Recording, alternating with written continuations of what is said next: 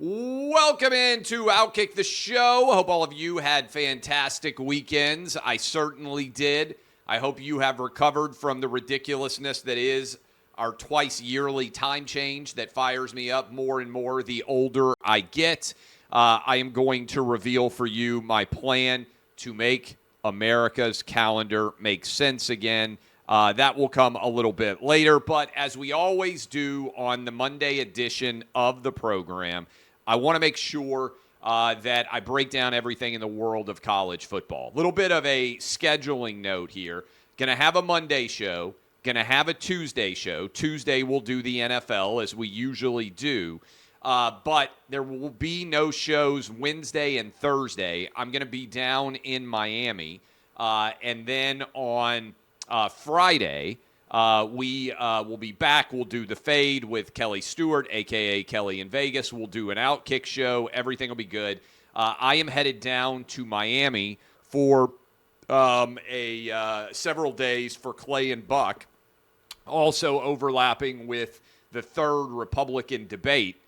So we'll have a lot of content coming for you on the radio side, but a Monday show, a Tuesday show, and then double shows on Friday from OutKick. The gambling picks are already up. I'm going to run through those today, which I usually don't do on a Monday, but I wanted to get those picks up for you before I got on the road. Then I'm going to react to the NFL for Tuesday show, just so you know where we're going. Okay, let's dive into what we learned over the weekend in college football. I thought that Saturday was the best day of college football so far this season. From the moment the games kicked off at noon Eastern, all the way through the primetime CBS game and then the USC and Washington game, it was just a bevy of college football delights and a cornucopia, if you will. I knew it was a spectacular Saturday when at one point I look over and my third grader is laying on the ground right in front of the television, but he's got himself a blanket, and he's also got a pillow that he's using, and he just fell asleep. And we just had too much going on that day, too much excitement, too much activity, and so he was out.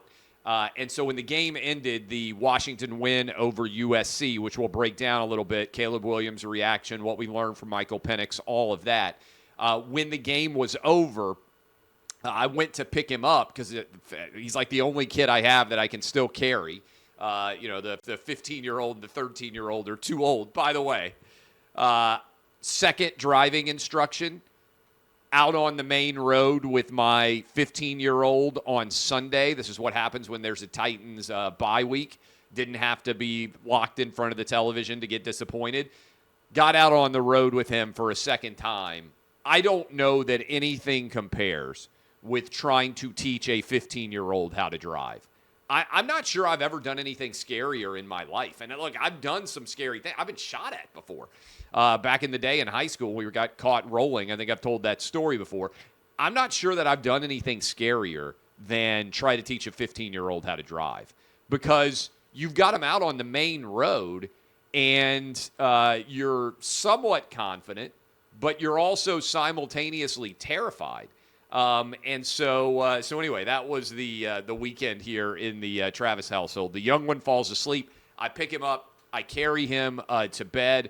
And when I put him down, he kind of pops up and he wakes up and he says, "Dad, who won, Washington or USC?" So I feel good about his chances to be a major college football. In fact, he's already a major college football fan. I think he knows more players than me. Do you remember those days when you were like 9 or 10 or 11 and you started to know more players than your dad? I remember being that age and knowing way more players and way more numbers and everything else. And the reason why that happens is, like, I'm starting to turn into an old man. I remember when my dad was like this, and all the players start to run together from like the last 20 or 30 years of your life. And they all seem like they basically played at the same time. So every time you're watching a game now, you're thinking about, I am anyway, 40 years now almost of watching college football, 2 generations. So I remember back in the day, my dad would get like Herschel Walker and Jamal Lewis mixed up, and I'd be like, how is that possible? I'm like, oh, yeah, I can kind of totally see it. It doesn't seem that long ago to me that Tim Tebow and Johnny Manziel and Cam Newton were playing. And to my boys, that's like ancient history. That's like when my dad was getting Herschel Walker and Jamal Lewis mixed up. And I was like, how could you possibly do that? Well, a lot of players start to run together. So anyway, my kids know players' numbers better than me now. I'm going to have to start hiring them to do all the breakdowns. And they'll now look at my rankings and be like, I don't know if that's right, Dad. But let's dive into what we learned in the college football weekend. Alabama, look, I thought, and I bet a lot of you did too, when Jaden Daniels scored to put LSU up 28-21 to start the second half, I thought LSU was going to win that game. Credit to Alabama. They came back. I felt like the dropped pass by the tight end, Taylor, was monstrously huge. In a tie game at the time. Holding call obviously was big. That led to the first punt from LSU. Bama comes back down, scores again to go up 35-28. Then you get the tip ball interception, and then you get the hit, right? And that felt like a borderline illegal hit to me. All right, I understand there are people out there and they're like, there's nothing wrong with that. I mean, when you look at the way that we protect quarterbacks today, that felt to me like a borderline legal hit. Certainly felt like it should be more than just roughing the passer. Felt like to me there should be a targeting call there. I think Alabama got away with it. That changed the game. That basically ended the game. Because from that point forward, LSU's offense was done. Jaden Daniels is their offense. I mean, he's an electric player. I think has to be a first-round talent. But give credit to Jalen Milroe, okay, on the other side of the ball. I don't think Alabama's that good at wide receiver. I don't think relative to past Alabama years. I don't think Alabama's that good at running back. I don't think Alabama's that good at offensive line either. I think Jalen Milroe is coming into his own. Guy rushes for over 150 yards. He can throw the deep ball pretty well. Again, in a year where I'm not sure there is a super elite level dominance in the SEC or, frankly, in college football in general. Like, how good do we think Georgia really is, particularly without Brock Bowers? Maybe he's good enough to win the SEC. Basically by himself, because I think the ceiling of the SEC in terms of elite level performance is lower than it has been before. So Alabama gets the win. They basically lock up the SEC West. I don't think there's any world in which Alabama loses to Kentucky and to Auburn. They could lose to either one of them, right? Because I don't think this is an off-the-charts level good Alabama team. But to me, Alabama basically wins the SEC West, and now they're on to play against probably Georgia, although we'll see. Ole Miss gets the win over Texas A&M. I don't know what to say about Jimbo at this point in time. Congratulations to Lane Kiffin. He's got Ole Miss at 8-1. We'll talk about the gambling picks. Actually, maybe I need to do it on Tuesday because I think I'm going to have so much to say about college football. Maybe I'll do the college football gambling picks on the Tuesday edition of the program. In fact, I will. But the gambling picks are up. You can go look at them already. But I don't know what A&M does with Jimbo, right? My concern is no one that A&M could hire is head and shoulders above where Jimbo was from a resume perspective when they hired him. And so the biggest challenge that I see out there is, look, you can get Elko at Duke. You could get maybe you make a run at somebody like Lane Kiffin.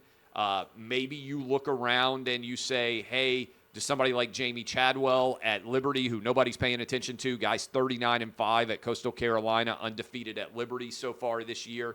Maybe there's something like that can make sense. I don't see a guy where I look at him and I say, okay, that guy is guaranteed to win at a super high level. I don't think there's a coach that makes a ton of sense. So, are you going to pay potentially, I don't know, $75 million to buy out Jimbo Fisher and then simultaneously go pay somebody $50 million plus guaranteed. That's a big swing. But I don't know. When you look at A&M, A&M now looks like a 7-5 team. It feels like they have so many different ways that they've found to lose. They can lose low-scoring defensive struggles like happened against Alabama and Tennessee. They can lose in blowout fashion against what I think it's fair to say is not a very good Miami team at this point. They can lose in blowout in high-scoring fashion against Ole Miss. It just feels like A&M finds a wide variety of ways to lose games. And I don't think the talent on A&M is bad enough for them to be sitting at 5-4. So I don't have an easy answer for Aggie fans out there who are desperately thinking, okay, what makes sense going forward? I really don't. Ole Miss now playing with house money. We'll talk about that, the college football gambling picks, which I'll roll into the Tuesday edition of OutKick the show right now. Also, how about Georgia getting the win over Mizzou? But I thought Mizzou was every bit as good. I didn't think Brady Cook played that well, Mizzou's quarterback. I thought that the Georgia defense did fairly well. But I still feel as if Georgia is just okay, much like I feel like Alabama is just okay. Yes, both those teams are, what are they now, a combined 12-0? I think in the SEC, if I'm not mistaken. But it feels like they could have each lost multiple games. Does that mean Georgia's going to handle Ole Miss? I don't know. Does it mean Missouri's going to handle Tennessee? Skeptical about what exactly to think's going to happen there. I just, again, don't think the ceiling on SEC football is as high as it has been. Okay, let's shift gears here for a moment. Let's go over to the Big Ten. Penn State blows out Maryland.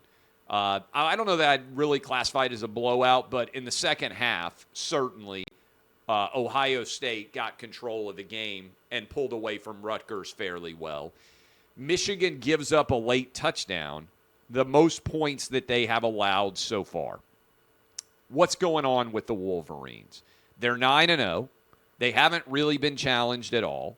They're headed on the road against Penn State. I have laid out for you why I don't think Michigan, the Big Ten, or the NCAA is going to be willing or able to do anything. But I will tell you that this weekend's game, the big noon, Michigan at Penn State game, is going to be seen by many people as a referendum on exactly how much stealing signals aided and abetted Jim Harbaugh's rise at Michigan. This winning streak that the Wolverines are on, the dominance that we have seen, we know that Penn State's not going to allow their signals to be seen. It feels to me a little bit like Michigan could be rolling into a buzzsaw in Happy Valley. The picks are up. Early preview. I like Penn State to cover in that game before all is said and done. So, three-way tie, by the way, if you're out there and you're like, what would happen if Penn State, if Michigan and Ohio State all ended up tied at 11-1? It would come down to who played the tougher schedule in the Big Ten West. I hate divisions. I think the Big Ten divisional setup is the most indefensible in all of college sports because the Big Ten West teams are a pale approximation of the Big Ten East teams. I think we should just take the top two teams at the end of the year, which is what is going to happen going forward. I'm not even that big of a fan personally on the concept of a title game. I'd rather have a larger college football playoff and not have title games because I don't think when the bigger the overall playoff is, the less I think people are going to care about who wins conference titles. It just gets diminished because everybody focuses on how the end of the season goes, much like happens in college basketball. Most of the time, you don't really care other than for seeding purposes who ends up winning the conference tournament, certainly, or who ends up winning the overall college basketball conference title, because if you lose in the second round in the round of 32, but you won your conference, everybody still feels like the season was a failure because everything comes down to the college football playoff. Oklahoma State. I want to give Oklahoma State credit for winning Bedlam. This was my blood bank guarantee. I didn't understand why Oklahoma was favored. If you looked at what Oklahoma did against Central Florida, and if you looked at what Oklahoma did against Kansas, going on the road for the 114th version of Bedlam, there isn't another year scheduled. Let me get on my soapbox right here and say this is where college football needs a commissioner. Bedlam should continue to happen, even though Oklahoma State is going to be in the Big 12 and Oklahoma is going to be in the SEC. Clemson plays South Carolina. Florida plays Florida State. Georgia plays Georgia Tech. Louisville plays Kentucky. There is the precedent in the final week of the season for SEC teams to be playing out-of-conference opponents. I don't understand why we couldn't have Oklahoma State continue in that landscape there. Feels pretty easy to me to justify, again, continuing all those when you just look at all of the out-of-conference rivalry games that already exist in the SEC. But you knew this one was huge. I loved Oklahoma State to win this game outright. I told you to take them. Plus, I think I got them plus 6.5. No-brainer. Congratulations to Mike Gundy. I think there's a good chance Oklahoma State rolls into the Big 12 title game against Texas, who also got the win. I didn't like the decision by Kansas State to go for it from the 4-yard line. If you're first or second yard line in overtime, I think that makes more sense. 4th and goal from the 4. You've been dominating in the second half. You have control of that football game. Young quarterback on the other side. I would have kicked the field goal, gone into second overtime, liked my odds better there. Again, from the 4, you pretty much have to throw it. And I didn't think that was a very good risk-reward situation. But Texas gets the win, stays alive. Oklahoma now out of the playoff. And Texas is the only team that's still alive in the Big 12 to be able to make it. Florida State came on, won. They're the only ACC team that is still alive. I also have to talk, about Billy Napier. Here's a crazy stat for you. Billy Napier now has, at LSU, Florida coach Billy Napier, after the loss to Arkansas, 2-6 Arkansas comes on the road in the Swamp and wins. Congratulations, KJ Jefferson, to everyone at Arkansas, to Pittman for getting that win, even after they fired their offensive coordinator. Think about this for a minute. You end up in a situation where Florida now closes with at LSU, at Missouri, and then Florida State in Gainesville. Florida is sitting at 5-4. I think there is a very decent chance that they would go 5-7. If Florida goes 5-7, it would be a third straight losing season for the Gators. I went back and looked, and unless my data is wrong, this will be the first time that Florida has had 3 straight losing seasons since 1945 to 1947. Couple of stats on Billy Napier. Napier 6-8 in the SEC, 7-11 against the Power 5. Only win against a rival program so far was this year's Tennessee loss, which I told you was, I thought at the time, a really bad loss for Tennessee, because I said Florida's a 500 caliber team, and Florida Gator fans were all fired up. No, I was right. I think Tennessee's pretty good, right? Top 20 caliber team. How much different would this Tennessee season look like if the Vols that had been decent in the first half against Florida or decent in the second half against Alabama? Win either of those games, and really Florida should have been a win. I think Tennessee wins 7 or 8 out of 10 if they play Florida 10 times this year. Florida's the one that really got away. And Tennessee was dominant in the second half in that game, but they built themselves too much of a deficit, and officiating was a bit of a mess, all those things. How much different is the Tennessee schedule, right? Because then you're talking about going to Mizzou, and if you win, what's likely to be a toss-up game, if you win that one, then you're looking at, hey, you know what? Tennessee could be in the playoff mix with this Georgia team coming to town.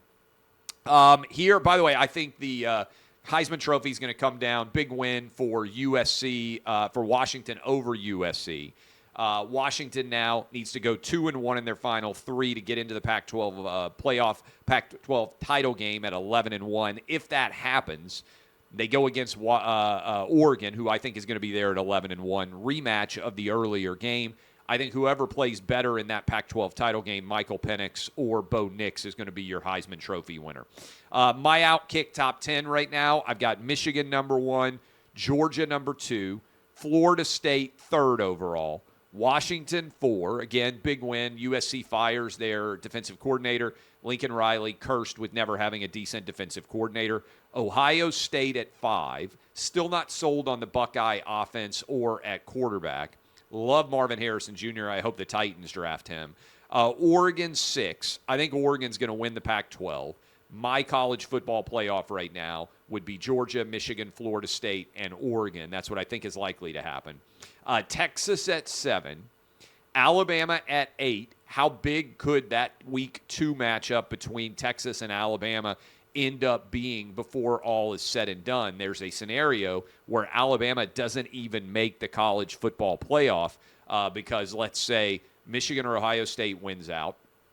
Let's say that Washington wins out. Let's say that you end up with Florida State winning out, and then Texas goes 12-1, wins the Big 12. I think they would bump in that scenario 12-1 Alabama, even as the SEC champ wouldn't get in. Ole Miss I've got at 9, Penn State at 10. SEC power rankings, I don't think there's a lot to the SEC power rankings. I think it's relatively easy to explain, but right before I do that, let me go ahead and tell you all about my friends at Tunnel to Towers.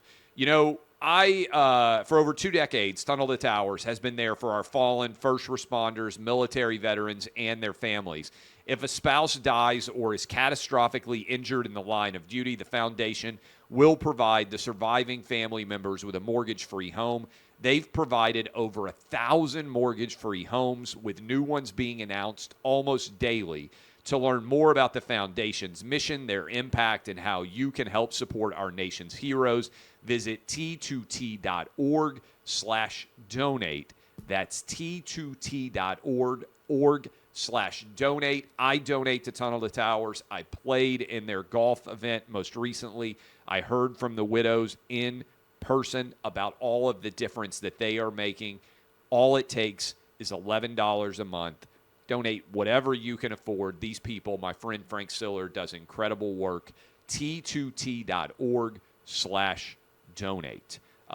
Appreciate all of you who are doing your best to help out there. All right, SEC power rankings, not very complicated. I don't think there's very much difference of opinion that is even out there right now. I would have Georgia 1, Alabama 2, Ole Miss 3, LSU 4, Missouri 5, and Tennessee 6.